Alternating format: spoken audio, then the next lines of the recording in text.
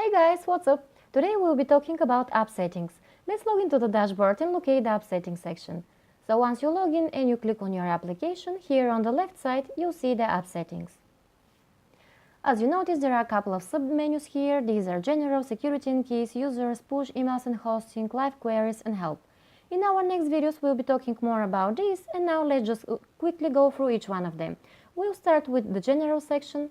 So here you can upload an image for your application or simply edit the current one that you have. Then you can also add collaborators to your application. So basically you just type the email of the person here. You click on add. And it's very important that you also click on save changes.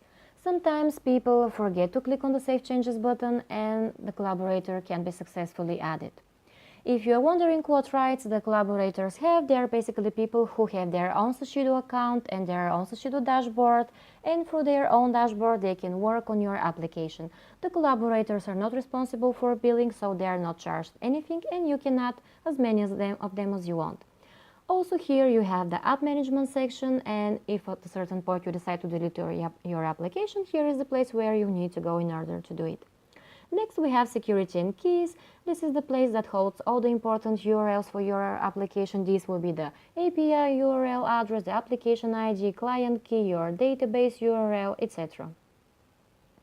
Next we have users. Here you find different settings for user sessions, user authentication and social login.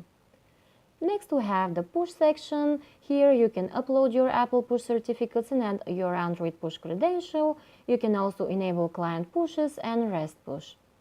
In emails and hosting, you can add your custom domain name and enable the free SSL that we offer. The process is really simple, and in a separate video we'll be talking more about these.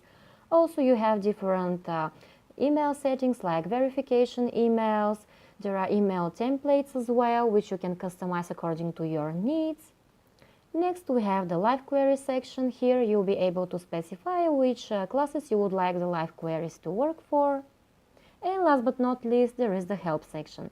If you remember, in one of our first videos, I think it was actually the first one when we created an application, we discussed this section. Here is the place where you go if you need to read a bit more on the different SDKs. You'll be able to find examples and URLs you can download the SDKs from. So that was basically it regarding the app section, folks. In our next videos, which will be uploaded next week, we'll be talking about custom domain name and enabling SSL. So if you're interested, stay tuned. Thank you very much for watching, and please leave your comments on what you would like us to discuss and include in our next videos. See you soon, guys. Bye for now.